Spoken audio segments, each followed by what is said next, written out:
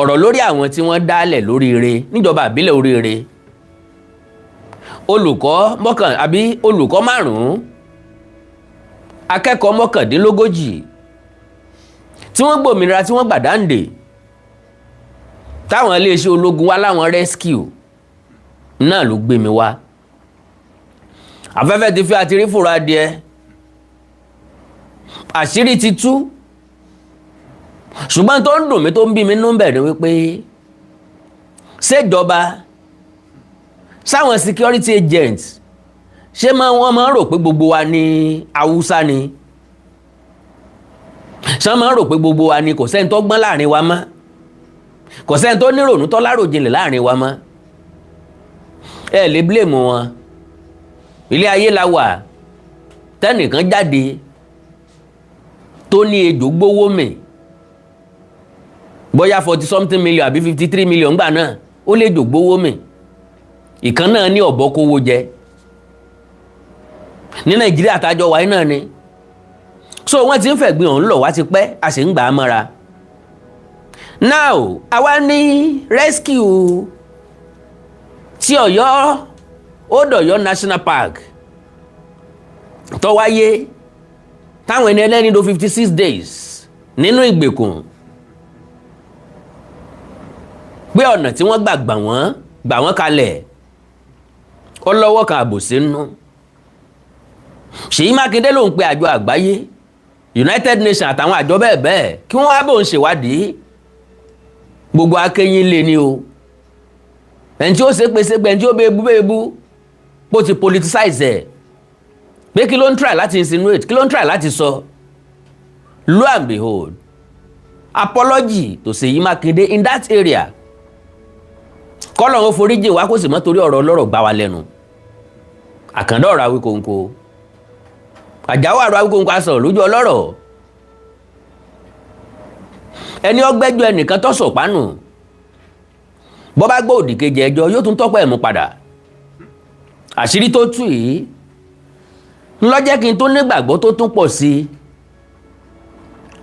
nínú èrò mi àti ìgbàgbọ́ mi mọ̀ ń bọ̀ láti ìjọ tán ti sọ pé wọ́n jí wọn gbé ni mo ti ń kọminú àwọn sọ́jà tí wọ́n láwọn ń tọpa wọn ẹlẹ́ẹ̀kọ́ dẹ dání ẹ̀kọ́ fìjìláńtẹ́ dání gómìnà Ṣèyí Mákindé jáde ó ní kò bá rọrùn láti ṣe ká nígbó ọ̀hún ò tóbi jù igbó ọ̀hún ńlọ́jáde síbí ńlọ́jáde síbí ńlọ́jáde síbí ńbo lẹ́gbà wọlé èèyàn mélòó lẹ́ẹ̀kọ́ wọgbó bó lẹ́ ṣe coordinate àwọn tí ń wọgbó so ó difficult láti ṣe now pé ló fa ìdíwọ́ táwọn security agent tí wọn ò fi ráàyè láti tètè rescue àwọn akẹ́kọ̀ọ́ pẹ̀lú àwọn olùkọ́ yìí ẹ jẹ́ kí lẹ́yìn ọjà wo olúfimọ́ lánàá tí mo ṣètò tán mo ṣètò lóru ńgbà tí wọ́n jí mo rí mẹ́sẹ̀jì àwọn èèyàn rẹpẹtẹ lórí fóònù mi kì í ṣe ẹ̀ṣẹ̀ rẹpẹtẹ àwọn èèyàn kọ̀ọ̀kan tàbí kí n pé èèyàn 2 péré ẹnìkan obìnrin ni ọmọ Ìbàdàn ni majority àwọn èèyàn máa ń sọ̀rọ̀ with sentiment and emotion èmi Àkàndá ọ̀rọ̀ Awíkóńkó kì í ṣètò with sentiment and emotion èmi máa ń sọ ìhà tí nǹkan kọ sí mi bí ọpọlọ mi ṣe gbé mọ́ bí mo ṣe rí sí bí mo ṣe rò pọ́ yẹ kó jẹ́ calculation mi initiative mi ìwọ̀nba ọgbọ́n àtọpọlọ tọ́lọ́ ń fún mi torí bí abámọ̀lúdé làákìlú mọ́ so màmá yẹn kọ lẹ́ntì epistle rẹpẹtẹ ntọ́kọ́nú ẹ̀ ní pé Ṣèyí Mákindé ò ní nǹkan kan lọ́pọlọ iye owó báyìí ló kó jẹ igbádogóje èrò wájà kinní kan wọ́n wọlé kan wọ́n ṣe kinní kan ó ti talẹ̀ kan ó ti ṣe kinní kan mọ́ ní different case lélẹ́yìí láàyè ọ̀tọ̀ ní Ṣèyí Mákindé bá sọ owó òlu yín mọ́kúmọ́kú wàhálà ilé ayé ìtànnù ẹgbẹ́ lọ bí ó bá yẹ kẹ́ ẹgbẹ́ lọ ẹ bá fa tó bá yẹ kẹ́ ẹ bá fà ṣùgbọ́n lórí ọ̀rọ̀ torí ire tá à ń sọ yìí Ṣèyí Mákindé ní point mi ìwà nítorí pé mo fẹ́ ńgbà tí Ṣèyí Mákindé ọ̀gbà nǹkan kan lọ́wọ́ mi mi ìsọmọ ìpínlẹ̀ Ọ̀yọ́ ń rajà lọ́wọ́ rẹ̀, ẹbí mi ò rajà lọ́wọ́ rẹ̀, kò rajà lọ́wọ́ wa, ó wà exchange owó rí. ńgbà woman yìí ó bọ̀rọ̀ jẹ́, ó wá ní ẹ má gbowó lọ́wọ́ Ṣèyí Mákindé o. So gbogbo àwọn nǹkan yẹn wà so irritating. gbogbo àwọn nǹkan yẹn ṣe kí ni ó wà irritating.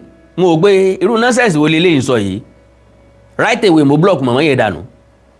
irọ́ ìpa ó ní I think your perception over the rescue of kidnapped victims has to change. Trust me, Nigeria is a sovereign nation. Governor Seyi Makinde doesn't have his families and children. None of them are living in Oyo State. Bí ó bá wùyàn ní family ẹ̀ lè gbé náà. eléyìí ìṣètọ̀dọ̀ tí kìí ṣe ń tó kan èmi. níbi tó bá ṣe kí ni níbi tó bá wùyàn ni mọ̀lẹ́bí onítọ̀ lè gbé. níbi ó bá wù Ṣèyí Mákindé ló lè fẹ́ bí ẹ̀ sí. So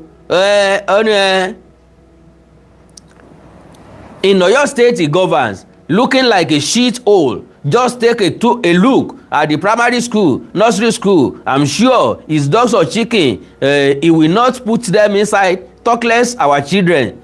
Ẹ lọ wo gbogbo school káàkiri state. Primary and secondary school tó jẹ́ ti government káàkiri state. Kò sí èlé tó dá ń bẹ̀. Tẹ́ bá ń sọ tìpínlẹ̀ Ọ̀yọ́ yàtọ̀ sí Lagos state nìkan. Tẹ́ bá ń sọ tìpínlẹ̀ Ọ̀yọ́ ẹ lọ ìpínlẹ̀ Ògùn kẹ́ lọ fojú lóúnjẹ. Ẹ wá ìpínlẹ̀ Ọ̀ṣun kẹ́ wá fojú lóúnjẹ. Àwọn iléèwé táwa ti ka primary school gbogbo àwọn classes yìí ò sí ń bẹ̀ mọ́. Àwọn iléèwé tá ti ka secondary school gbogbo àwọn classes yìí ò sí ń bẹ̀ mọ́. Ọ̀pọ̀lọpọ̀ iléèwé ló ti dájere, ọ̀pọ̀lọpọ̀ iléèwé ló ti wó dànù, ọ̀pọ̀lọpọ̀ yàrá ìkàwé ló ti wó dànù. So tí Ṣèyí Mákindé ò bá ṣe nǹkan kan ń bẹ̀ wọn ọlọ́nà tẹ́ fi gbà tẹ́ fi bá ṣẹjọ́ lé lórí. Now gẹ́gẹ́ bí nǹkan tí mò ń sọ, ìkan nínú àwọn torí kó yọ nínú ìjàmbá ọ̀hún nínú ìṣẹ̀lẹ̀ ìjínigbé ọ̀hún, Mr. Zaccheaus Ọlátúndé, bàbá yìí sọ̀rọ̀, ó ṣàlàyé bí ìrìn àjò àwọn ṣe jẹ́. Torí pé ẹnìkan náà bá mi sọ̀rọ̀ láàárọ̀ yìí, ó pè mí mo miss kọ́ọ̀lẹ̀, òun náà jẹ́ sọ̀rọ̀sọ̀rọ̀. Ó wá ní èmi o, òun rí ètò kan tí mo ṣe few hours ago tí mo pè lóko báyìí tí mo pè lóko báyìí tí mo pè lóko báyìí ń pé ó wá yà òun lẹ́nu pé mo sọ pé àwọn security agents wọ́n fẹ́ gba ògo iṣẹ́ tí wọn ò ṣe. So pọ́ yà òun lẹ́nu mo wá ní ó yà òun lẹ́nu àṣà o. Àyè ibi tá a bá mọ̀ lóde láàkì ló mọ́, ẹ̀dá kan ò ní ga kọjá èrò kálukú wọ̀ bára mu. Bọ́lọ̀ bá ṣe kẹwa kò bára mu, bá a ṣe rí nǹkan ọ̀tọ̀ọ̀tọ̀. Mo ní we see things differently. Kó sì má gbàgbé pé analyst lèmi, nbi tí n bá rí ni mo máa sọ, n tí n bá rí ni mo máa sọ, bó bá ṣe rí lójú mi ni mo ṣe máa sọ. So ló nítorí tilẹ̀ ń tọ́lọ́run ó sì panu ẹ̀ mọ́ àsìkò ti fóònù, ọ̀rọ̀ sì lọ. Now kóńtọ̀ náà wá tẹ́sí ẹ̀bẹ̀lẹ̀ jẹ́ kó wá fi gbéyàwó ọ̀rọ̀. Àwọn òṣìṣẹ́ nítorí àtẹnujẹ àbí torí níta jẹ nìkan, à ń ṣe nítorí ọ̀la nítorí legacy, torí pọ́lọ̀ ọba ní gbé ní ga. Ṣùgbọ́n kí láá ṣe é lẹ̀ táwọn èèyàn ó tún láǹfààní àti tún wá padà wò lọ́jọ́ ọ̀la ńlá ń gbìyànjú ẹ̀. Ìyẹn ló jẹ́ pé bá a bá ṣe rí nǹkan tiwa náà láá ṣe sọ. Now Mr. Zaccheaus Ọlátúndé, bàbá ìkẹnu bàlàyé, wọ́n dì wọ́n lójú fún 56 days. Àwọn tó jọkùnrin wọn mọ̀ bóyá yé làwọn wà bóyá ọ̀run ni, wọn mọ̀ bóyá pínlẹ̀ Ọ̀yọ́ làwọn wà bóyá pínlẹ̀ ibòmíì ni, bóyá orílẹ̀-èdè míì tiẹ̀ ni, wọn mọ̀. Bóò ni wọ́n ṣe rìn. Ó ní láàárọ̀ ọjọ́ tí wọ́n wá Ògbómọ̀ṣọ́ lòun ń gbé, ṣùgbọ́n òun á máa sùn lábúlé yẹn tó ń bá ní nǹkan tó ń fẹ́ ṣe. Àwọn ní test ọlọ́jọ́ méjì, Thursday and Friday. Òun wá wò wípé láti kó l'Ógbómọ̀ṣọ́ máa lọ sí bẹ́ẹ̀sì òun láàárọ̀ ọjọ́ test gangan lójú ọ̀nà tí ò ṣe trust, pẹ̀lú ọkọ̀ tí ò ṣe trust, táyà lè jò, ẹ́ńjìn lè ní fọ́ọ̀tì, nǹkan kan lè ṣẹlẹ̀, kó wọn má dára òun lọ́wọ́ kọ́ kó wọn dúró síbẹ̀ náà, kó wọn sùn ń bẹ̀ kí ṣé ó lè bàa yá. Àwọn tí ń ṣe test lọ́wọ́, òun kàn gbọ́ tí gbogbo iléèwé dàrú ni táwọn máa ń pariwo bandit bandit bandit. Wọ́n wá wò pé kí ni ṣẹlẹ̀, àwọn akẹ́kọ̀ọ́ ti bójú window bọ́ta, olùkọ́ kejì táwọn jọ ń coordinate test, invigilate test, òun náà ti bójú window sálọ, òun náà bójú window. Ṣùgbọ́n arthritis mò ń lẹ́sẹ̀ kan, bíbalẹ̀ tó wọ́n balẹ̀ lẹ́yìn kíláàsì, orí ẹsẹ̀ yẹn ló ń balẹ̀ lé lórí, ohun ò lórí ọ̀fẹ́ àti gbéra mọ́, ohun ò lè rìn mọ́. Àwọn akẹ́kọ̀ọ́ tí wọ́n tẹ̀lé wọn dúró tó wọn ní kán máa lọ tí wọn kán máa dúró de òun. Àwọn eléyìí wọn lọ, òun wá sápamọ́ sínú igbó, aṣọ green ló ń wọ̀, aṣọ iléèwé àwọn white àti brown ni, funfun lòún dámọ̀ lábẹ́ igbó, ṣùgbọ́n green òun lẹ̀ bẹ́bẹ́ sáàrin Akíntọ́lá ń bẹ̀ pẹ̀lú gbó tó tíìkì. To the extent pé agbésùnmọ̀mí kan tó rí òun kò mọ̀ pé èèyàn ni, ó dẹ̀ tẹ òun lẹ́sẹ̀ mọ́lẹ̀ kọjá. Ṣùgbọ́n tòsíbi tó ń wà, akẹ́kọ̀ọ́ kan ń bọ̀ tó ń jóbìnrin, ó rí òun kò wá lọ mọ́, òun sọ pé kó máa lọ kó máa sá lọ kó máa sá lọ, kò lọ. Ó dúró sí tòsí ọ̀kan wájú òun, akẹ́kọ̀ọ́ òun ni wọ́n mú, làkẹ́kọ̀ọ́ wá wọ̀dọ̀ òun ló wá rẹ́rìn-ín, wíwò tó wọ̀dọ̀ òun tó rẹ́rìn-ín ní làwọn yẹn fi mọ̀ pé èèyàn bẹ́ẹ̀ náà fi bẹ̀rẹ̀ sábẹ́ igbó náà fi ró òun. Ó ní bọ̀bọ́ yẹn kọ́kọ́ sí àwọn ojú ẹ̀ ń gbé ṣé èèyàn lélẹ̀ àbí kíni, ìgbà tó rí pé èèyàn ló wá ní kó wọ́n jáde, bọ́n ṣe mú àwọn nìyẹn. Àti gbọ́ gbogbo ìrìn àjò bí wọ́n ṣe rìn dénú igbó, bọ́n ṣe fi mọ́tò principal gbé wọn débi tán ti fọ̀kadà gbé wọn, kí má bàa lo àmì fàágùn, because ẹ máa gbọ́rọ̀ lẹ́nu máa yẹn gangan fúnra lára ẹ̀, ó máa explain. Kẹ́mi Àkàndá ọ̀rọ̀ Awíkonko tó máa tẹnu mọ́ nǹkan lemọ́lemọ́, tàbí kí n tó sọ wípé wọn gba nǹkan gbọ́, ó ń láti jẹ́ pé mo kẹ́fi tàbí mo rí, Ọlọ́run kẹ́mi bẹ́ẹ̀. Mo ní ẹ rescue àwọn èèyàn, àwọn security agent láwọn neutralize àwọn kan, àwọn arrest àwọn kan, kí ló dé tá a rí picture àwọn tẹ arrest, they are not suspect again. Ẹni tá a bá pa lọ́wọ́ ẹ̀ ló fapá já, that is ọwọ́ wọn lẹ ti bá àwọn èèyàn, ókè o ẹ wá gbà wọ́n jáde, ọ̀daràn làwọn tẹ́ tó mú wọn ìsàfurasí, ókè ó yẹ ká rí picture wọn kódà kan jáfurasí ọ̀daràn. Ṣé bẹ́ẹ̀ ń pàrédè àwọn ọmọ yahoo, ẹ̀ ń pàrédè àwọn tó jalè, ẹ̀ ń pàrédè àwọn tó górí, àwọn tó lọ wú òkú, oríṣiríṣi lẹ́ ń pàrédè. Kí ló dé tẹ̀lé pàrédè àwọn àjọmọ̀gbé? So and again, àwọn tẹ́lẹ̀ neutralize fídíò wẹ̀dà, lo and behold, mo fi Ọlọ́run búra, àwọn security agents yìí wọn ò débi táwọn agbésùnmọ̀mí yìí wà. Ṣèyí Mákindé ní kí wọ́n ṣèwádìí, lo and behold, lóòótọ́ ni, I can say that categorically, wípé a need láti wádìí rescue mission yìí síwájú sí i. Ntí iléeṣẹ́ ológun sọ fún wa nípa àwọn dáná ìbọn fúnra wọn, káwọn tó neutralize àwọn kan. Ìrìn àjò táwọn tí wọ́n jí gbé yìí tí wọ́n rìn débi tí àwọn tó gbé wọn tán wà, ó jù ní àjò wákàtí 4 lọ. Kò yà yín lẹ́nu, àwọn security agents wọn ò débi tí àwọn onísùnmọ̀mí àwọn ajínigbé tí wọ́n wà rárá, wọn ò ní abẹ̀ rárá. Ṣé kò yà yín lẹ́nu? Irú orílẹ̀-èdè tá wà, ta ló ṣẹ̀dá country yìí, ta ló fi rọ́pìlẹ̀ ilé ayé wa, ta ló ní ká máa tanra wa ká sì máa gbára wa gbọ́? Oríṣiríṣi àwọn èèyàn ń sọ̀rọ̀, Mr. Awíkonko eléyìí tó mátà ń bẹ̀ nípa rí àwọn ọmọ yẹn gbà wálé padà láyọ̀ àtàláfíà. Yes, a ní interest láti mọ̀nà tá a gbà rí wọn gbà padà,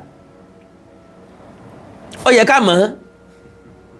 So kí n má gbà kókò, n fẹ́ kọ́rọ̀ tó kù ó jáde lẹ́nu mi, mo fẹ́ kó jáde lẹ́nu Mr. Sakios fúnra lára ẹ̀ kó ṣàlàyé bí Ṣú ṣe kú, ọjọ́ tí wọ́n release ẹ̀, tán release wọn, ó láwọn báńdì yẹn wọ́n láwọn ò kì í ṣe báńdì, àwọn ò kì í ṣe boko, ISWAP làwọn wọ́n ní commander nínú igbó, wọ́n ní overall commander aláṣẹ. Now ọjọ́ tí wọ́n fi àwọn lẹ̀ yìí wọ́n kàn déédéé dé láàárọ̀ wọ́n dẹ̀ ń bá wọn ṣàwàdà. Wọ́n dẹ̀ sọ pé ọ̀dà o tẹ́lẹ̀tẹ́lẹ̀ gba táwọn débẹ̀ wọn ò jẹ́ káwọn gbàdúrà.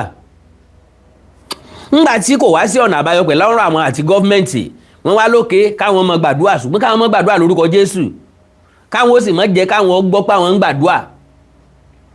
Ńgbọ́ wá tún di àárọ̀ njọ́ tó ń fẹ́ fi wọ́n lẹ̀ ń wá ní àdúrà yín ti gbà torí pé láàárọ̀ ilẹ̀ ń lọ. Can you imagine that? Kì í ṣe pé security agents ló débẹ̀ tó bá wọn jà tó gbà wọ́n wálé. Àwọn rìn lọ síbi tí àwọn páàkì sí tí mọ́tò wọn lè dé. Ọdún 8 tí wọ́n bá ń wá nugbó yẹn wọn ò lè ríbi tán kó àwọn èèyàn yẹn sí. Tactics tọ́lọ́ ń fáwọn DSS láti arrest, láti mọ àwọn family àwọn yẹn, láti arrest àwọn family wọn, fi fídíò hàn wọ́n ló rescue àwọn Oríire school children o àtàwọn teacher wọn. Ẹ gbọ́ mi dáadáa, àdéhùn dẹ̀ ti wà láàrin àwọn security agents yẹn àtàwọn ajínigbé yẹn. Tá a bá ti fa àwọn students yìí lẹ̀ ẹ fa àwọn family wa lẹ̀ bó dẹ̀ ṣe rí nìyẹn. Kí ló dé tí gọ́ọ̀mẹ̀ntì ò rìkọ́ọ̀dù family àwọn ajínigbé yìí tí wọn ò rìkọ́ọ̀dù wọn fún wa? Kí ló dé tán prosecute wọn? Kí ló dé tán fa àwọn family wọn arrest wọn pé kán máa bọ̀ nílé? So now ẹ jẹ́ ṣàlàyé fúnra wa.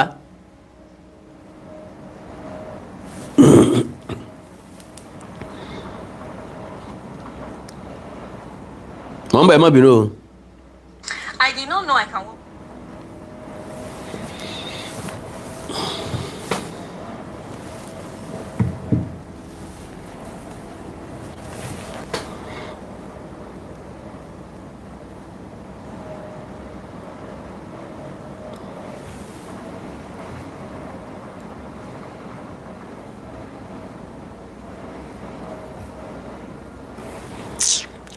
Oh, mo rẹ̀ fẹ́.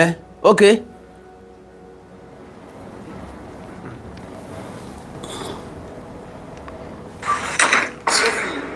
Welcome to ẹ má bínú.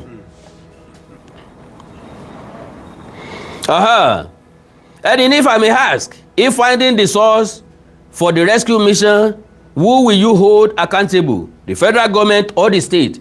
Kò sẹ́ni tí mo lè hold accountable náà méjèèjì. They both tried their effort. Ẹ má ṣì mí gbọ́ o. Ṣèyí Mákindé gbìyànjú on his own side.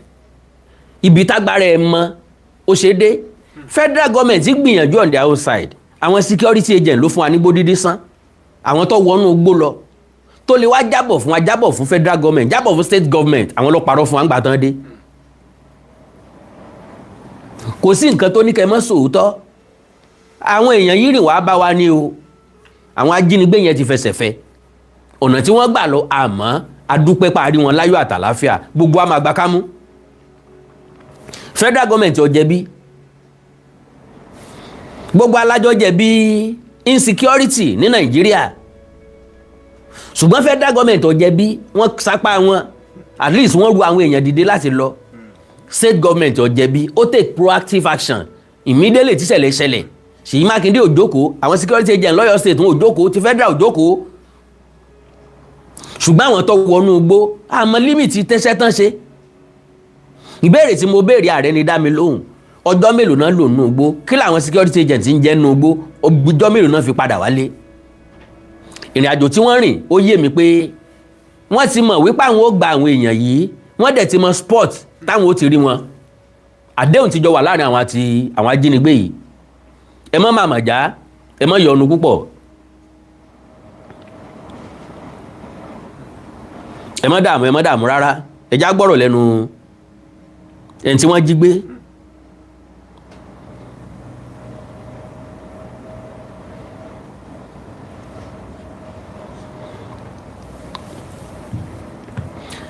Because lórílẹ̀‐èdè Nàìjíríà kò sí ní tó burú téèyàn bá ní àkóyawọ́. Kẹ́dà ọmọ sòótọ́ ó dáa púpọ̀. àwọn ọ̀jọ̀gbọ́n olórin ti kọ sẹ́yìn òdodo ní gbórílẹ̀-èdè lékè káfíìmọ̀ ṣọ̀kan kájọ gbógo ilẹ̀ yìí ga òdodo tí gbórílẹ̀-èdè lékè ọ̀wá sí Nàìjíríà.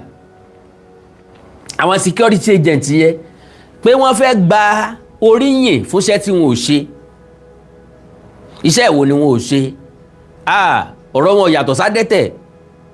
ńgbà mo lé mu mọ́ gbá lójú wọ́n ní wọ́n á bẹ̀rẹ̀ sí wàlé ìkànnà báyìí agbọ́ ti gbígbá lójú èékánná ń bolo tìrẹ èékánná.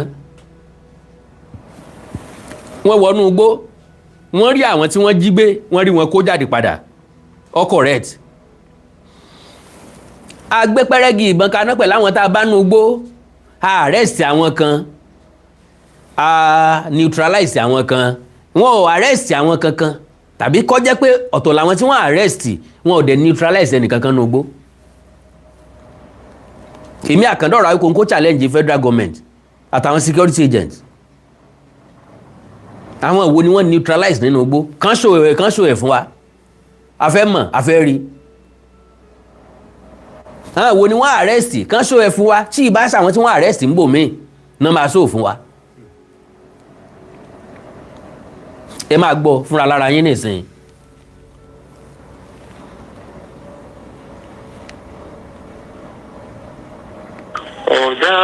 On that particular day, because I stayed over in that community, I slept over there.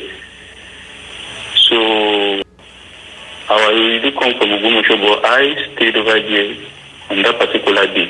So when I got to school, when the students were coming, so when they came, I was the only staff in school, and we are having tests. We are conducting tests for that Thursday and Friday. So I took the GSS 1 to 3 to the school hall to go and conduct tests for them, because I know the difficulties you do encounter when coming to school. At times you have flat tires, mechanical faults, technical faults, and the rest. So I've been preparing the GSS 1 to 3 ahead. I divided them into the hall. I was the only one exhibiting the test, hoping that other staff are on their way coming. So when the others came, they come and meet me where I was conducting the test. So one was my junior colleague, one were of the same level. So I gave them part of SS1 and 2, the test for SS1 and 2, the questions that we are getting. So I told them that they should take it. They should divide it by themselves, which class they will go to. So I went back inside the hall. So where something around maybe to 9 when our principal arrived. When she arrived, so there's another younger staff. So that one came to greet me. So I told him to go and monitor GSS 2.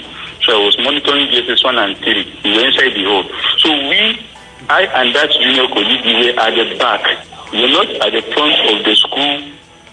So we don't know much that happened. So we were in the hall with the students. The other staffs were in front because the hall was at the back. So we can't see what was happening in the field and other places.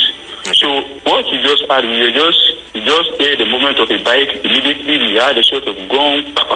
They were shooting sporadically. So our students, the voice we were hearing from our students, they were saying, bandit. And prior to that time, I had arthritis on my left leg. Okay. So I was unable to walk. I was just like, my movement was not that okay. I was just managing myself. So there's nothing I could do. I didn't mean it is my own work. I will not go to school that week. So I need to manage to go. Okay. Because it's government work. Okay. So the next thing I think I can do, I saw students, they were jumping through the school, the hall window. They were escaping through the hall window. Okay. Including the junior staff I said I was with me with JSS2. He jumped through the window and they were running inside the bush. The thing I could also do was to jump through the window. So when I jumped through the window, when I wanted to land, I landed with the left leg. I had arthritis. Oh my God. So immediately I knew there is problem today. So I was unable to walk. All other students that flew through the window that with me. So So we were moving together. I was still managing to move. So I was drawing them. They were moving with me. They were saying, I was telling them, let's go. We were going together. So until we get to the spot, I was unable to move again. So I told them, please, you go. Don't worry about me. I said, don't worry about me. Just go. Just go. I will be okay. They cannot capture me. Because I was sure they will not capture me. So all those students, they were saying, they were running away. So I told them to go. They should please, they should leave. So because the clothes I wore was grey. The color was the same the grass here I was. So I lay down inside the grass. The grass was 30 taller than me. So I hid under that grass. So I used one of the thick leaves to cover my leg so that they will not see my leg. And immediately I saw another student coming towards me. So that one saw me. She said, Oga, I said to go, don't stay with me because our uniform was white and brown. I know they will see the appearance of that clothes, that white clothes, if they bend down. I told that girl to move. The girl did not move. The girl now went to stay in my front. So when their commander was coming, he didn't know that I was human being. So he passed by me, he didn't know. So he saw the white uniform. Hello? Yeah, of the student.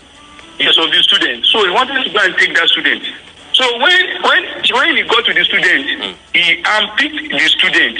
So when he unpicked the student smiled. I don't know what happened to the student. When the student smiled, the student looked at the position I was.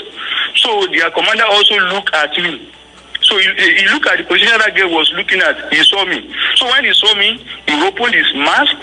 He was thinking like, is this human being or what? You know, I said he has passed by me and he didn't know that I am a human being. So he opened his mask. So when he opened his mask, like me, is this human being? So he told me, stand up. That was how I was captured. Oh. So that was what made it difficult because when I got home, my wife was telling me that everybody was saying, they trust me, they cannot capture me. If it turns to running, nobody can meet me. So the students were saying they know I am alive, that nobody captured me. You know, they were sure that I hid somewhere. So that was why it was difficult for everybody to believe I was part of those that were taken, that was abducted. All right, so how is your leg, Namin? How is your health, your body? How is your leg? Actually, when we were going there, it was miraculous. The leg that I have spent up to 5,000, I have tried many hospitals, that I have bought many medicines and used. When I got there, when I complained to them, they just gave me one drug. When I took the drug, the arthritis went. Actually, I've been working there. This is the 6th year I've been working in that school. So when I did the employment, that's where I was posted to until now I am still in that school. So we have been hearing some scenario of bandit attack, but this is the first one that is pertaining to coming to school to abduct school staff and students as well as pupils. We have been hearing before that they have been kidnapping people, seeking for ransom, and the rest. Okay. What kind of support have you received, from the authorities? I know you were kept in the hospital at 2 Brigade, if I'm not mistaken, at the hospital there. Then they took you all to Lautech Hospital. So are you currently receiving any support, psychological support, financial support, just to help you get back to yourself? Is there anything that you're getting? Because you know that some promises have been made. For instance, the principal got some promise of a car, from a number of persons. So are you and your other fellow teachers who were abducted also getting any support? Actually, the utmost support for now should be health wisely. Okay.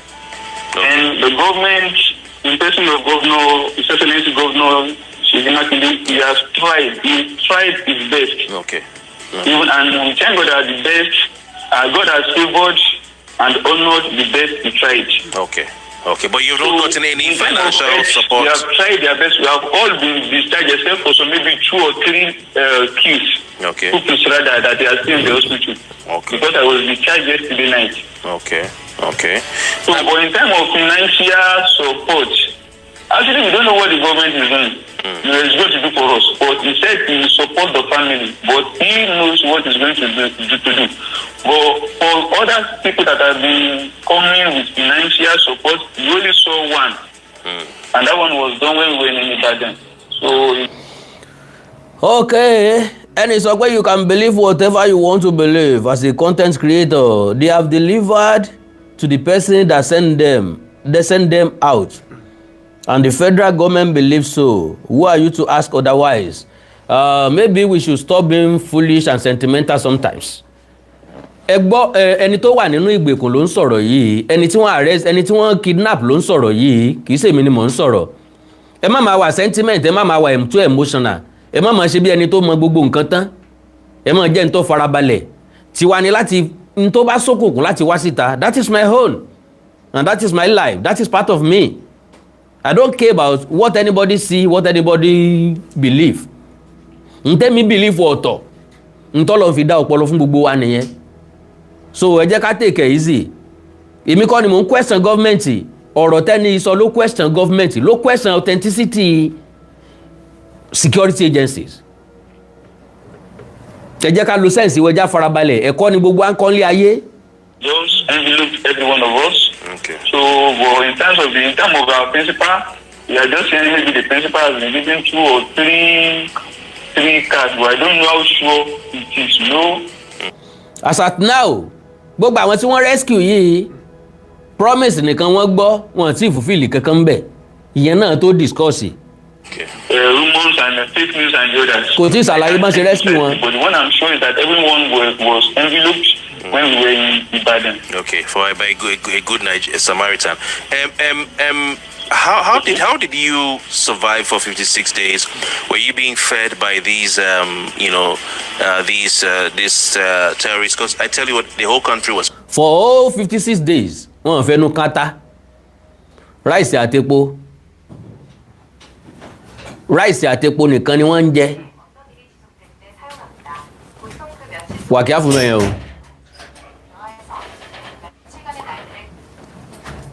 Bántọ̀ náà yẹn.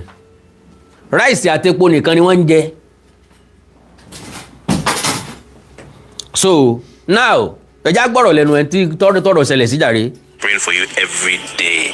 Sir, Nigerians do not allow government to rest because of you. I'm telling you. We're all worried.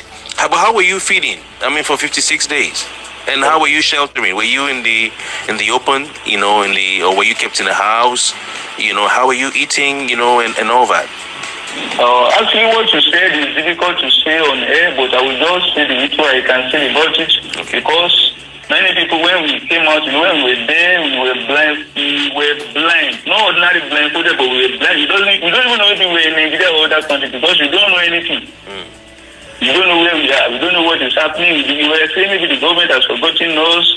So, but all I could say is that all the prayers people prayed for us, God answered the prayer. But in time of feeding, those people, they really tried for us. Be sincere. They really tried for us. Right from the day we were abducted, they have told us on the way when we were going that if we cooperate and the government cooperates, there will be no problem. Hope you get what I'm saying. What language did they speak to you in? They were speaking Hausa, but some are English. So we're speaking English, Yoruba. Oh, you're speaking Yoruba? Yes, they were speaking Yoruba, but they were not Yoruba people. What about Yoruba? Okay, but not Yoruba, but they were speaking Yoruba. Some of them were speaking Yoruba to us. Okay. Some were speaking in English. Some were speaking in Hausa language. Okay. How were you rescued? The way we were rescued was miraculous. It was your people's prayer and God's help. Let me put it that way. So they were the one that just come to us, and they actually, after we have spent some... They were the one that just come to us that fateful day. Kì í ṣe pé wọ́n jà dọ́dọ̀ wọn. Ká make clarity nǹkan. Ẹ má máa take effort anybody for granted. Kò sẹ́ni tó rubbish effort government. Àwọn tó lọ sínú igbó tán jáde síta wá sọ another thing fún wa. They have to clarify it. fún gbogbo ọmọ Nàìjíríà. Not for me, I am nothing, but Nigeria deserve better. If there's some Monday, when we got there, they were telling us we should not pray. But when after a month, they told us that we should be praying, but we should not call the name of Jesus out. And whenever we are praying, we should not pray out so that they will see. But it got to an extent. When they see that maybe they also observed that things was not the way they want, they told us to be praying. So we were also praying inside until the last day when their commander came, and they were just laughing, they were smiling. So they said we should thank God that we have been freed. That was what. Can you imagine? Ngbà tí commander wọn wá, only you guys should be thanking God that you have been freed. Àwọn èèyàn yẹn ló release wọn. Ọ̀nà tí wọ́n gbà release wọn iṣẹ́ àwọn DSS ni. Ẹ má ṣì mí gbọ́. DSS ti ní family wọn lọ́dọ̀. Wọ́n record fídíò family wọn. Wọ́n send ẹ̀ sí wọn. Wọ́n wò ó. Ìwọ ń bí dáàdì ẹ lélẹ́yìí. Ṣebí màmá rẹ rèé. Ń bí ìyàwó rẹ rèé. Ń bá ọmọ rẹ mẹ́tẹ̀ẹ̀ta lélẹ́yìí. Wọ́n ti jẹ́ kí wọ́n rí. Bí nǹkan bá ṣàwọn tó wà nínú igbó, àwọn èèyàn náà ò ní kú òǹbí láyọ̀ àtàláfíà. Ẹ fi àwọn èèyàn yẹn sílẹ̀. Káwa náà release àwọn mọ̀lẹ́bí yín. Nǹkan fi release wọn nìyẹn o. Bọ́ǹgbà táwọn security agent dé. Kí ni ìròyìn tí wọ́n fún wa? Mò ń bọ̀. The next day said we should open our eyes because the two men that came out alive, we were blindfolded, we were handcuffed, our leg was chained as well. Thank God. Thank God. They told us to open our eyes, to open the cloth from our eyes, and they came to use the chain and the handcuff. And then they asked you to go, or did they take you to a particular spot? Did they ask you to go, or they take you to a particular spot? Now, ẹ jẹ́ ká sáré kẹ́kọ̀ọ́ kan bí yìí. Majority wa ń gbà tá a bá wà nínú ìnira. A máa ń sọ̀rẹ́. Bàbá rí ìtúsílẹ̀ a lè mọ̀ràn tí ẹnìkejì mọ́. Do you believe? Man tí ń sọ̀rọ̀ yìí, they left him behind. Àwọn tó kù ẹ̀ dẹ̀ lọ. Níbi ìgbà tán rescue wọn, tán sọ pé kán máa lọ. Tán dẹ̀ rí pé ẹnìkan sì kú ńlẹ̀.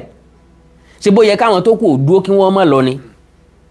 Lo and behold, wọ́n lọ o. Wọ́n fi ilẹ̀ kí ló dò ń dúró. Handcuff ọwọ́ ẹ̀ ò tètè yọ. Àwọn tó kù dẹ̀ ti ń lọ.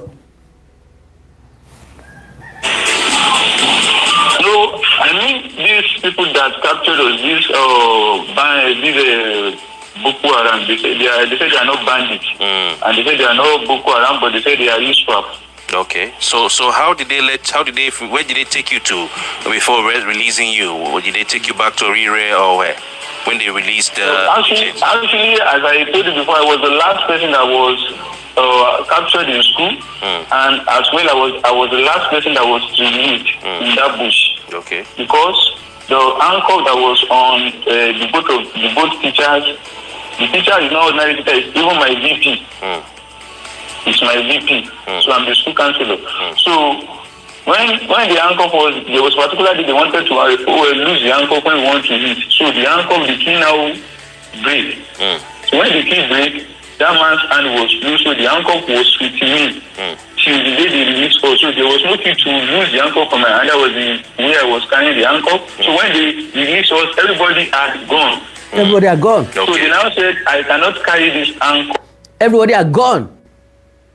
Àwọn yẹn wá sọ pé ìwọ ò lè lọ àlè jẹ́ kó gbá handcuff lọ bẹ́ẹ̀ o. Wọ́n wá nǹkan tán fẹ́ fi yọ handcuff lọ́wọ́ ẹ̀. Ìkànnì wọn suggest pé ẹja gé ọwọ́ wèrè dànù jáde commander wọn ló wá ní no now kí lè fẹ́ gé fún ẹ jẹ́ ká ní sùúrù. Wọ́n ẹ̀ṣẹ̀ bẹ̀rẹ̀ sí ní try láti yọ handcuff yẹn kúrò.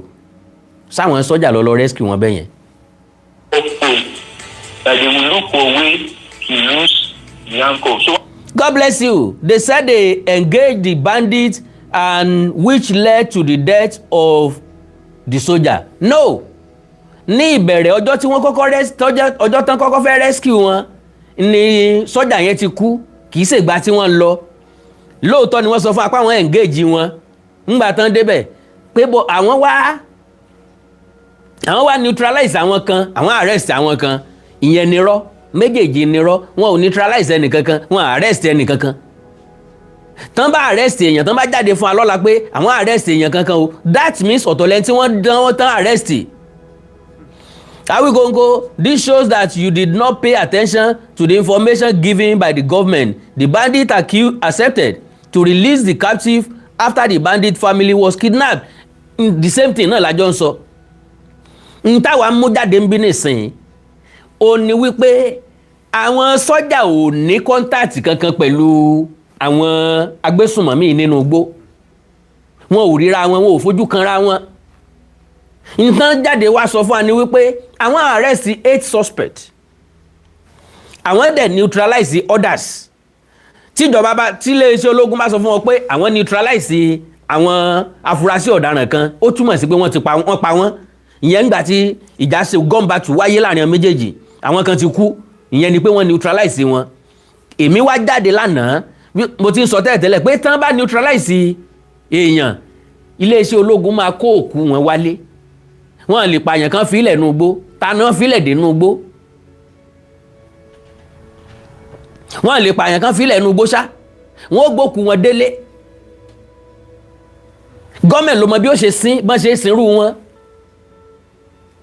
Àrí fútéèjì, àrókù àwọn tán gbé wálé, àrá àwọn tán àrẹ́sì, àwa kan ò believe. Ńgbà Ṣèyí Mákindé wá ní wọ́n láti investigate, majority wá kéyìn bò ó.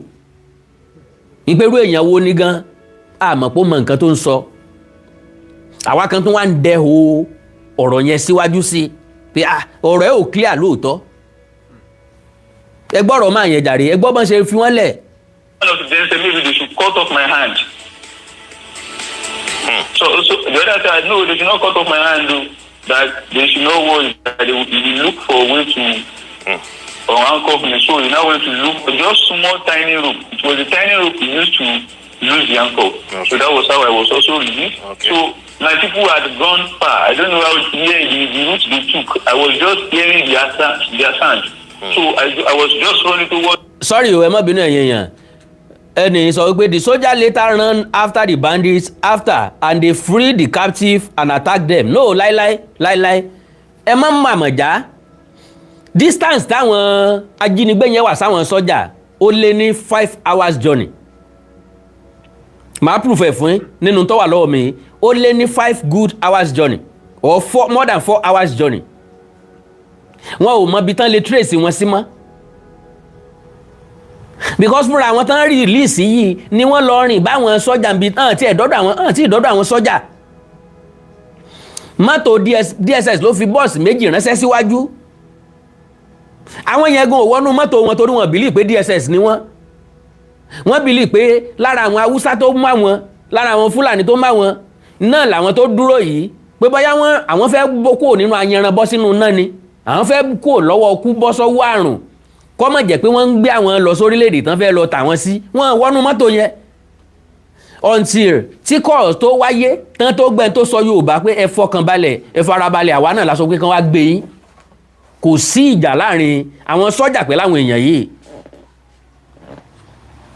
Yes, God bless you, sir. The government said they neutralized some and capture 8 people. God bless you, sir.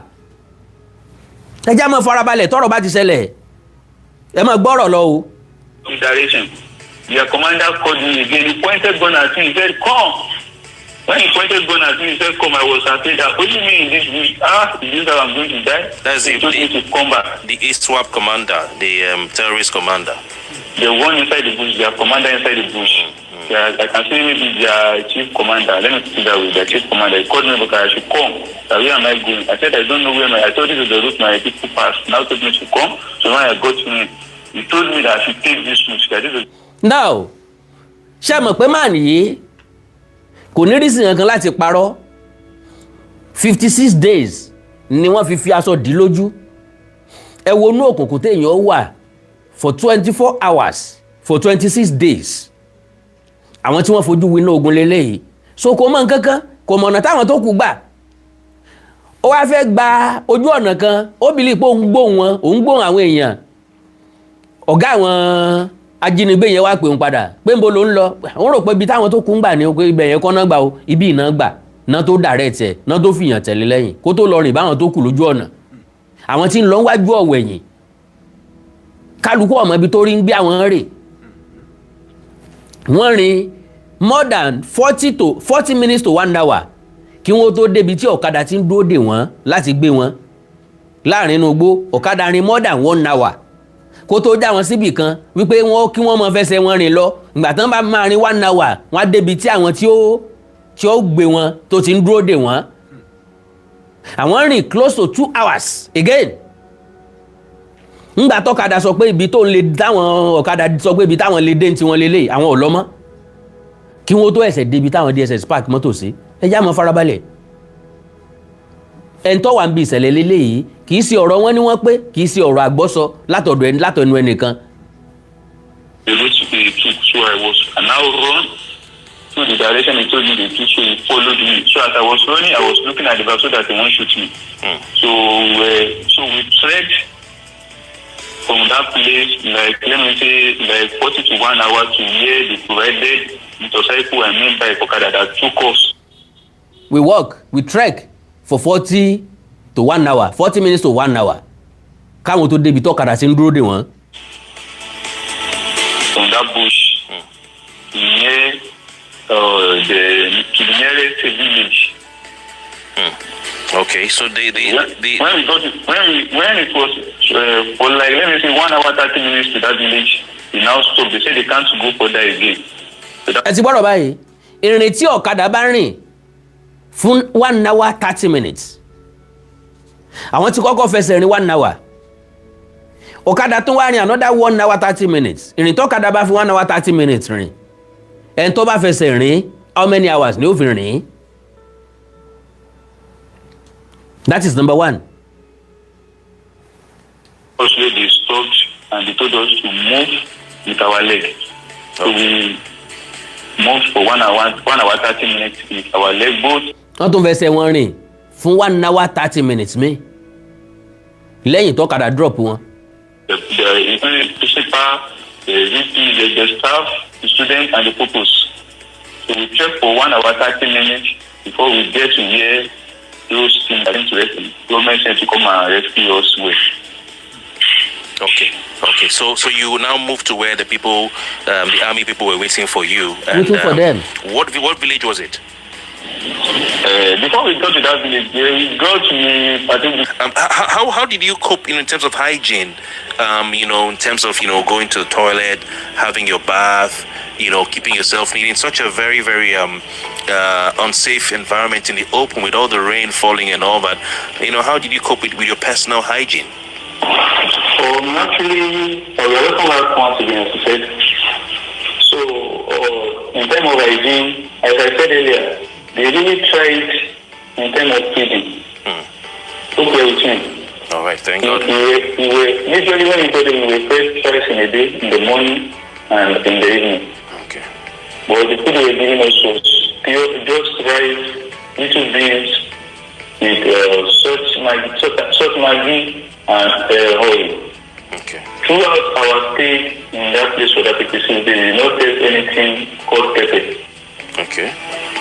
No pepper? No pepper. Where we see pepper? So we were eating only rice, little beans, onions, and Maggi and salt.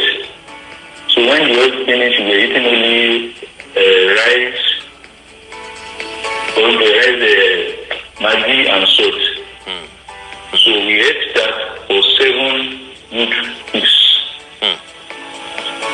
But as I said, they really tried in terms of feeding. You were talking about how, the commander came and, said, they should let you guys go. You almost lost your way.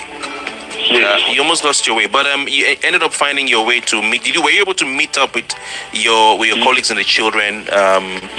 Yes. Okay, yes. He followed me since he knows the route, so he followed me.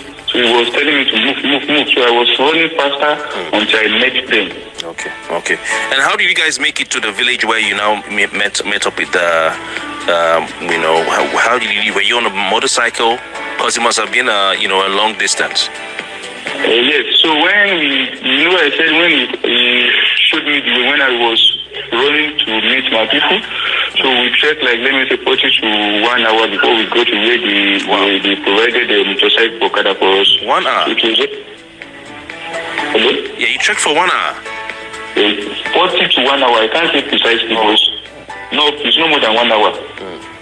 Yeah, they provided just a motorcycle that will carry us. Okay. It was that place that they now took us with the motorcycle, then they brought us to the nearest village. So they dropped us there that they said they can't go again. That we should use our leg to trek. So we now trek for like 1 hour plus again before we get to that nearest city called village called Alausa. Alarusa. Is it Alarusa or Alausa? Alausa. Okay. You know the local government. Alausa. Okay. So that was how before we got there, so they told us we are going to meet 2 rivers. We met the 2 rivers. So when we got to the other second river, the river was into the bank. So because our principal was the one that led, so I was at the back. So there were like maybe 2 or 3 children that can't walk. So despite all what we went through, I carried the little one. There was a particular one called testimony. I was the one that took that one. I carried that on my neck. So I was just going. So when we got to that river, nobody was able to cross. They were crying. Is this the way they would die? So I am brought up from Mundo, so I went inside the river directly. Before I got inside the river, I took one stick. So I was checking the depth, how deep the river was. Hello? I'm with you. So when I got how deep the river was, I went the first time to check how deep it was so that I will know the route to follow. So I came back to another route. So when I saw the one that was no more that deep, so I tried the best I can. So I was the one that carried most of those little kids throughout the river to the other bank. Even some of those elders, they couldn't go through the river. So I was the one that carried most of them. Just really for some people that cross the river to the hand so that the river won't carry them away. There was even a little boy that the river wanted to deep inside the river, so I quickly took him out. So when we crossed that river, so I was telling them as I was taking them out to the other bank, I was saying continue moving because what I am perceiving before we get to the village is still far. When they told us to be going, they said in the next 1 hour we are going to reach one village. So when we were moving, I told my people, with what I saw, I'm seeing, we are going to take like 2 hours. Can you imagine? So they told us. Láti bí odò yẹn, wọ́n tún rin another 2 hours. Mo nígbàgbọ́ pé ẹ̀yin ọ̀jọ̀gbọ́n tí ń wò mí, ẹ̀ ń píìkì pọ́ìntì mi. Pọ́ìntì mi ni pé no contact láàrin àwọn security agencies pẹ̀lú àwọn tó jí àwọn akẹ́kọ̀ọ́ ìgbé. Wọn ò fojú kanra rárá, ṣóńṣó méjì ni wọn ò fojú kanra wọn. Distance yẹn jìn ju pé kán fojú kanra wọn lọ. Wọn ò ríra wọn o. Moment tán dẹ̀ ti rí àwọn akẹ́kọ̀ọ́ àtàwọn olùkọ́ wọn, àwọn sọ́jà ń bọ̀ nílé ni, kò sẹ́ni tó tún wọnú igbó mọ́. Because wọn bá sì wà nù gbódì sìn máa wá ní tí ò sọnù káàkiri. Àwọn tí wọ́n release kò sí bọ́n ṣe fẹ́ júwe ọ̀nà. Ibi tí wọ́n fọ̀kadà gbé wọn gbà kò sí bọ́n ṣe fẹ́ fẹnu júwe. Ọ̀kadà ò ní máa lọ ọ̀nà straight. Rárá o. So ká níbi tí wọ́n ti ń dáko ni tí wọ́n ti ń lọ lemọ́lemọ́ wọ́n lè ṣàpèjúwe tẹ́ bá dé igi mángòrò kan ẹ wà rìn síwájú ẹ wà rí igi ọdán kan ẹ wà rí igi àgbálùmọ́ abẹ́ igi àgbálùmọ́ yẹn ẹ rí ànà kan lọ́wọ́ òsì ìyẹn ló ṣe é júwe o. pápápá.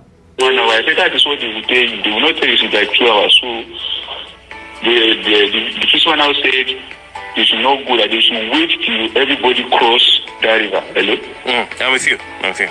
So when everybody crossed the river, so we told our secondary school students that they should read. Because when I got to that river, you asked a question earlier, you said how were we taking our bait? So for that 56 days, we the teachers, we didn't take our bait. Àwọn teacher wẹ̀ fún dídí ọjọ́ 56 days. Wọn ò lè fọyín gan náà. Àbí àwọn tán so lọ́wọ́ tán so lẹ́sẹ̀ bó náà ìfẹ́ jẹun bó náà ìfẹ́ fọyín jàre. 56 days we didn't wash our clothes. when those guys were going, so immediately when they moved, like let me say 2 minutes, they ran back. They said, "Oga." I said, "What?" The principal said, "What?" They said that they saw 2 dodgy. They don't know. Now, lẹ́yìn ìgbà tí wọ́n ti rìn tán ti kó omi odò tán ti rìn bíi 2 hours. Àwọn tí wá sọ pé káwọn akẹ́kọ̀ọ́ tó jẹ́ secondary school students káwọn ó sún síwájú káwọn máa lù tó níwájú so that àwọn teacher rí bí máa monitor àwọn kéékèèké bọ̀ wọ́n á gbé àwọn tán bá lè gbé wọ́n fà àwọn tán bá lè fà lọ́wọ́. Àwọn students yẹn ló wá sọ pé àwọn rí mọ́tò méjì níwájú náà wá padà wá bá àwọn ọ̀gá wọn. Àwọn tó ń bẹ̀ ń dúró dè wọ́n ti mọ̀ pé wọ́n ń bọ̀. Àjọsọyépọ̀ ti wà láàrin àwọn security agencies àti àwọn ISWAP. Clarification táwa ń gbìyànjú àti make nìyẹn. Kìí sàwọn gangan wọ́n rí ìjà wọn gbà lọ́wọ́ wọn. Tàbí pé àwọn yẹn wá ń sá ibi tán ti wá fẹ́ sá lọ ìròyìn tán kọ́kọ́ fún wa nìyẹn. Pé ibi tán ti wá ń sá lọ wọ́n wá ń bọ́ sọ́wọ́ àwọn security agents. Because ọ̀nà kan ṣoṣo làwọn security agents yìí ń tọ̀. They were moving in one route. Igbó yẹn tóbi ju tí wọ́n lè fọ́n ká lọ. Ọ̀hẹ́s security agent gan sọnù o. Omi tó bá mọ níwọ̀n láàárẹ̀ lásì. Ọ̀nà kan ṣoṣo báyìí ni wọ́n ń tọ̀ ní gbogbo wọn ń tọ̀. Ẹjá bára wa sòótọ́ ọ̀rọ̀. So wọ́n kàn package àwọn fídíò díẹ̀ fún wa. Bọ́n ṣe rìn lórí àpáta, bọ́n ṣe tomato lera wọn, advert session. Àwa náà ti rí polówó ọjà àti overwhelmed. Àwọn security agent wá ń try o, wọ́n ṣe gbá wọ́n ṣàwo o, wọ́n try lóòótọ́. At least wọ́n sáde ibì kan tán fi rá wọn tí wọ́n jí gbé, tí wọ́n fi láǹfààní àti rí wọn tán fi gbé wọn wálé. Wọ́n try. Ṣùgbọ́n oríyìn tí wọ́n gbà ó pọ̀ ju iṣẹ́ tí wọ́n ṣe lọ. Àkàndọ̀rọ̀ Awíkonko sọ bẹ́ẹ̀. Èmi nìkan sì kọ́ mọ́ sọ mọ̀ pé àwọn èèyàn kọ̀ọ̀kan náà realize. Póríyìn ta fáwọn security agent tán lọ sọ́jà wà ń bẹ̀ navy wà ń bẹ̀ air force wà ń bẹ̀ àwọn special kinní kan látọ̀dọ̀ national security adviser wọ́n wà ń bẹ̀ civil defence ń bẹ̀ ń bẹ̀ àwọn DSS ń bẹ̀ ń bẹ̀ ọdẹ ń bẹ̀ ń bẹ̀ vigilante ń bẹ̀ ń bẹ̀ all labour lost lórí téèni. Táwa tiẹ̀ sì ń sọ pé gbogbo àwọn tó lọ yẹ ó yẹ kán fún ọ ní special owó kán fún ọ ní special promotion. Àwọn tó kú nínú àwọn iléeṣẹ́ ológun kọ́ lọ́wọ́ fọ̀run kẹ́ wọn a kàn fi wọ́n ṣòfò lásán ni. Àdẹ̀ fi wọ́n ṣòfò lásán àwọn kú káwọn ọmọ akẹ́kọ̀ọ́ ilé wà láyé ni. And prior to our release, they have been telling us in the bush that if government doesn't dialogue with them, cooperate with them, they are going to kill all the elders. They will take the students and the pupils, they will go and do all manners of things to them. So those students, including us, the staff, we were thinking we have gotten from frying pan to fire. Then we saw those 2 buses. So when we saw those 2 buses, we the teachers, so we were using kinesis, body language to communicate to ourselves what happened again. So we told them that they should show us their ID card. So they were the 2. Now, wọ́n rà wọn DSS wọ́n believe pé DSS ni wọ́n gbé mọ́tò dúró sílẹ̀ wọ́n ń dúró dè wọ́n ò wọnú mọ́tò wọn ò dẹ̀ jẹ́ káwọn ọmọ yẹn wọnú mọ́tò. FID card yàn wá wọ́n FID card hàn wọ́n tó trust náà.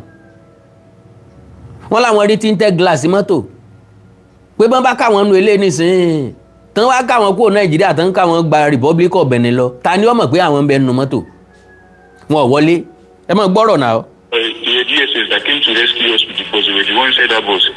So they were now smiling. But what made us to be afraid, to panic more, is that they were speaking in Hausa language. Hello?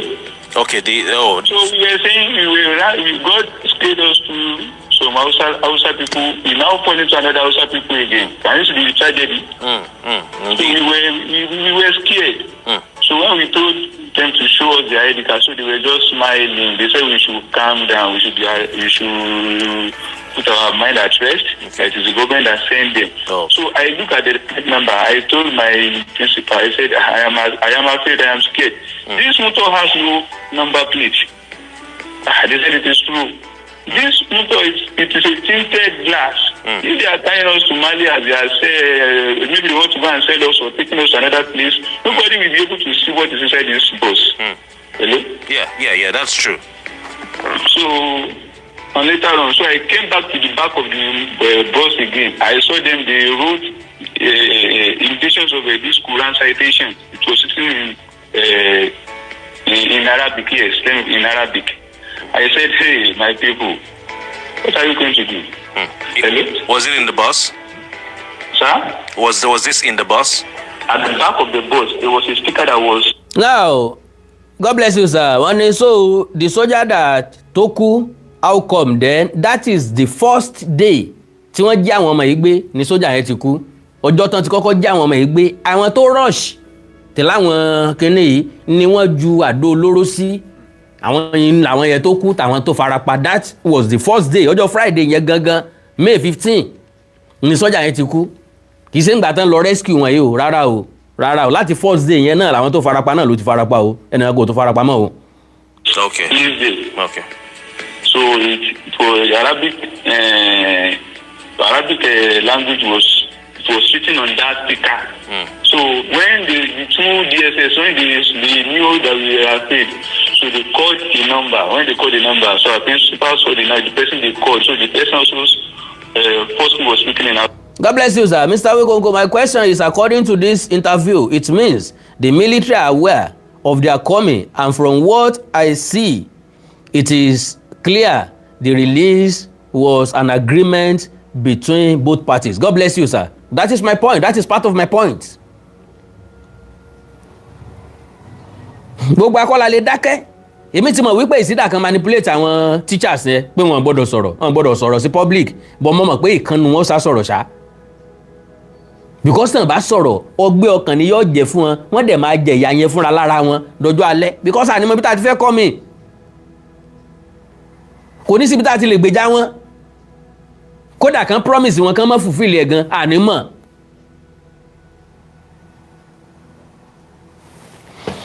The captive never knew the types of negotiation that was between the bandits and government for them to be released at all. Pàápàá wọ́n mọ̀. You are very correct, sir. Àwọn tó wà nígbèkùn wọ́n mọ̀ bí wọ́n ṣe negotiate lórí ilé ayé àwọn yẹn kàn sáà dé wípé ó dá o lónìí lẹ̀ ń lọ lé o ó tán nǹkan mọ̀ nìyẹn. Now mo wá jáde wípé kọ́nẹ̀ kan ní ó possible kí wọ́n san ransom. Ẹgbọ́n gba tí mo sọ kọ́nẹ̀ kan jáde wípé ó wọ́n gbà pé ó possible kí ìjọba san ransom.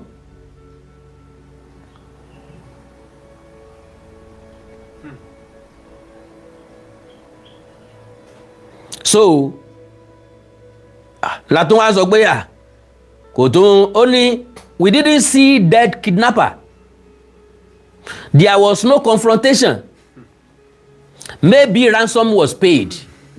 Mo jáde láti wá ṣe program yẹn náà. There was no confrontation. Ó ní àárí òkú kidnapper kankan, kò sí confrontation kankan, kò sí confrontation nínú gbogbo ẹjọ́ tí màá yí rò kalẹ̀ yìí nìsín.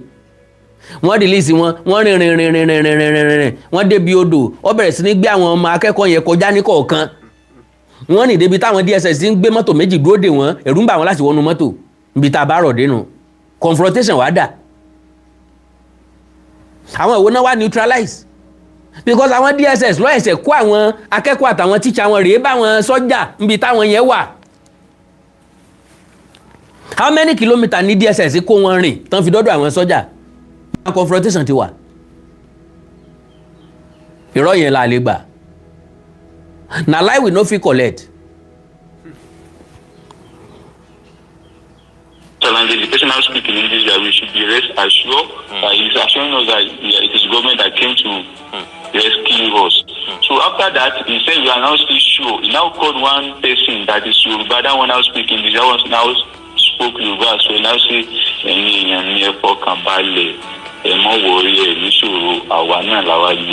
so that was how we were. He now calm down. They now happy. So that was how they rescued us back to our school. Then from that place we were taken to Ibadan. ọ̀tàn bí ọ̀tàn o ọ̀tàn bí ọ̀tàn o kùrùkẹrẹ ọ̀tàn po.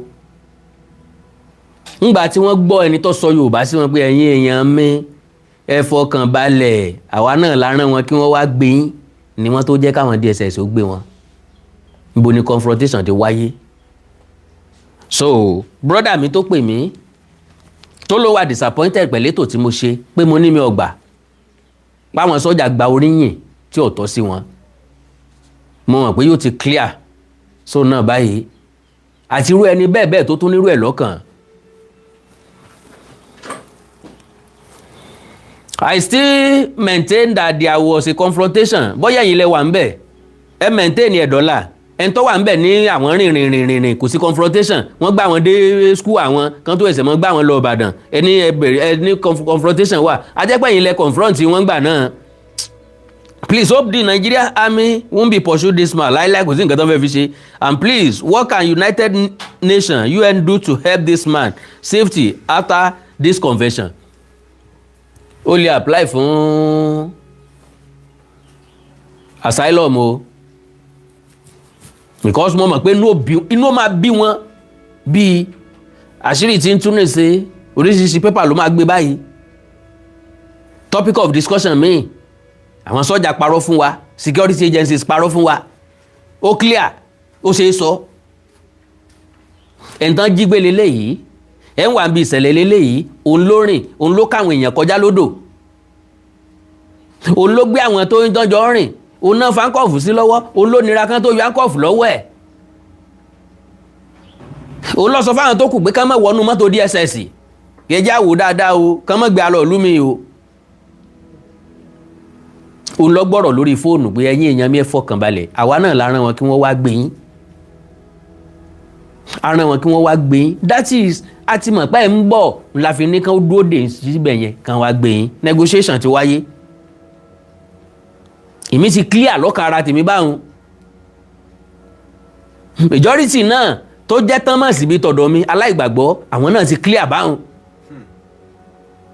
a expect footage kankan mọ́ látọ̀dọ̀ security agencies tó rà ti mọ̀ pé kò sí footage tán fẹ́ produce tàbí tán fẹ́ present rather a expect kí wọ́n show picture àwọn tí wọ́n arrest mọ́ tàbí fídíò tàbí footage àwọn tán arrest tó rà ti mọ̀ pé kò sí arrest kankan tó wáyé yàtọ̀ sáwọn tí wọ́n ti mú tẹ́lẹ̀ lórí logistic kì í ṣe nínú igbó náà ti rescue àwọn náà ti arrest anybody lo and behold eléyìí ó sọ pé kí n má gbà pé o +234 915 147 9599 +234 915 147 9599 àti +234 904 851 9362 +234 904 851 9362 nọ́mbà tẹ́lẹ̀ pè mí sínú ọ̀rọ̀ ló délẹ̀ yìí. The victim that put light on this matter needs to be protected. Nigeria is a fake country. God bless you, sir. N tó gbé mi wá gangan nu. Because àwọn èèyàn kan rò wípé tó bá ti ń sọ̀rọ̀ àríìrí sọ lọ ń sọ tàbí gbogbo nǹkan ni content. Anything tó bá máa jẹ́ content gbọ́dọ̀ jẹ́ fact. Ó dẹ̀ gbọ́dọ̀ jẹ́ information fáwọn èèyàn ìlú. Tí ò bá ti sílẹ̀ yùn bẹ̀ ẹ̀ lérí mi kí n dédé wá sórí screen kí n wá sọ pé mò ń bá yín sọ̀rọ̀ kí n máa fi time yín ṣòfò. No. I can do that. +234 915 147 9599 +234 915 147 9599 àti +234 904 851 9362. ẹ jẹ́ ń dúró fún kọ́ láàrin ìṣẹ́jú méjì péré bí wọn bá ti rí ẹ dákun ẹ bá ń pín programu yìí ẹjọ́ délé kó dó kọ́dẹ́sẹ̀ kó dọ̀nà jíjìn ẹjọ́ dọ́dọ̀ àwọn security agents ká jẹ́ kó yé wọn wípé wọ́n parọ́ tí ò lẹ́sẹ̀ ńlẹ̀ àti pé òkú tí wọ́n sin ẹsẹ̀ rẹ̀ ti yọ́ ta ntí wọ́n rò pó bò kò bò nǹkan rò pó pamọ́ ọ̀pamọ́ ṣùgbọ́n ṣé wọ́n ní ìdí ẹ̀ ṣá òótọ́ kékeré náà ràn wá lọ́wọ́ nǹkan ẹ bá sọ fún apọ́ṣẹlẹ̀ náà lágbà arìn gan o a ṣe wàhálà o by the end of the day fúnra lára àwọn èèyàn yìí ló release àwọn èèyàn wọn ló release àwọn èèyàn wa àṣàdúpẹ́ àríwọn láyọ̀ àtàláfíà á kì í káàbọ̀ á dẹ̀ dúpẹ́ effort yín bọ̀ lélẹ́yìí negotiation ti wà a kàn wá ń ṣe wàhálà fáwọn èèyàn rẹpẹtẹ kó sọ́jà dání kó navy dání kó air force dání wàhálà ní gbogbo yẹn àwọn DSS bọ́ọ̀sì méjì ńlá bá ti rán lọ kán lọ kó wọn wá ìjà bára wa ṣe léyìí tí jòdòdó ọ̀rọ̀ bọ́ọ̀sì méjì ń péré làbá ti rán kí wọ́n lọ kó wọn wá ńgbà tá a ti mọ̀ pé wọ́n ti fi wọ́n lé already àbá ti mọ̀ dààmú ara tó kù a kàn wá kó amọ̀ táǹkì rẹpẹtẹ a kàn wá tó gbogbo ìlera wọn kàrámọ̀ Ọlọ́run ràn yín lọ́wọ́ jàre.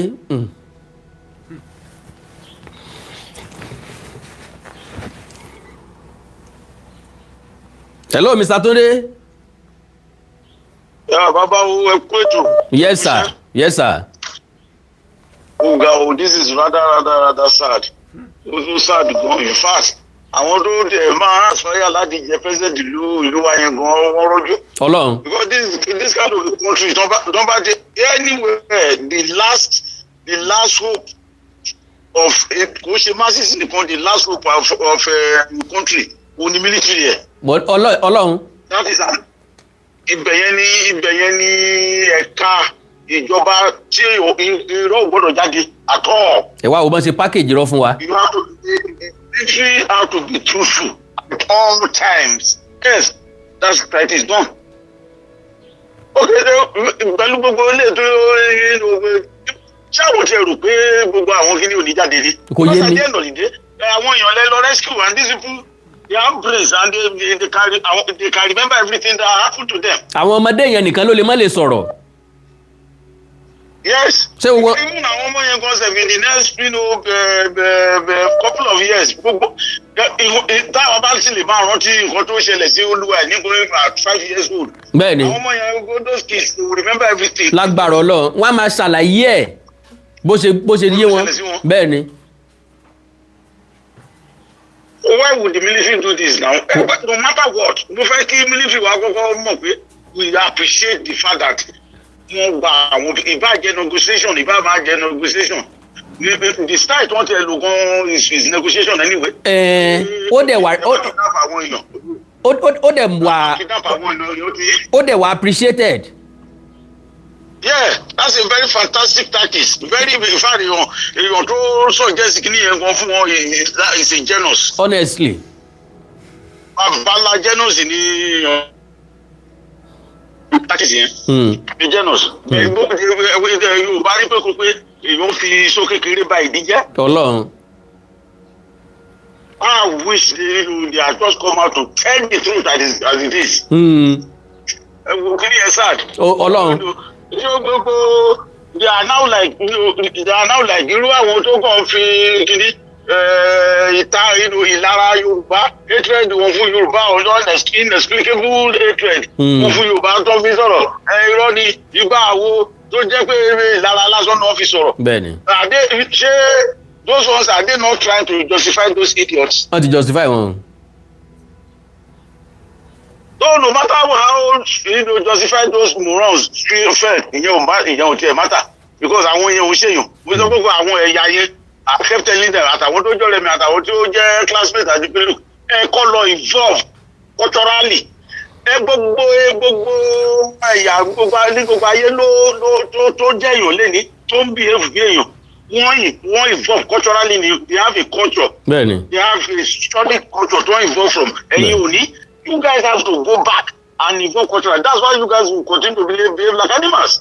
Èkó dáṣà tó fi jẹ́ pé tẹ́ bá máa la ẹgbẹ́ ọ̀rọ̀ ẹranko ló máa jáde. Ọ̀rọ̀ ẹranko ló máa jáde. Gbogbo ìlú wọn kọ́ àwọn ọmọ kéékèèké. Ẹ̀yin ń dunnú. Ẹ̀yin ń dunnú. Tell me that what kind of human being will do such? Kò sí náà. Kò sí èèyàn tó jẹ́ èèyàn tó di nǹkan culturally tó lè ṣe irú ẹ̀. Ìtàdó ọlọ́. Ó lágbára sí. Fún mílíọ̀nù wa kò ní pé ládùúrò iṣẹ́ tán ṣe. In a very long time ṣe nǹkan tí every Nigerian all over the world tí a ṣe wà lórí àtẹ́wọ́. Àti ìpàtẹ́wọ́ yẹn tó ti lè ṣe jáde. Tá a ti wá mọ̀ wípé fake colour lẹ́sọ̀ tẹ́lẹ̀ ẹ̀ṣẹ̀ rírí colour yín. It makes no sense. ìyẹn kò make any sense at all. ìyẹn dẹ̀ ti rubbish gbogbo effort wọn pátápátá. pátápátá of course now. ẹni confrontation wà ẹni neutralize àwọn kan arrest àwọn mẹ́jọ. yíyan yá àbò síbo.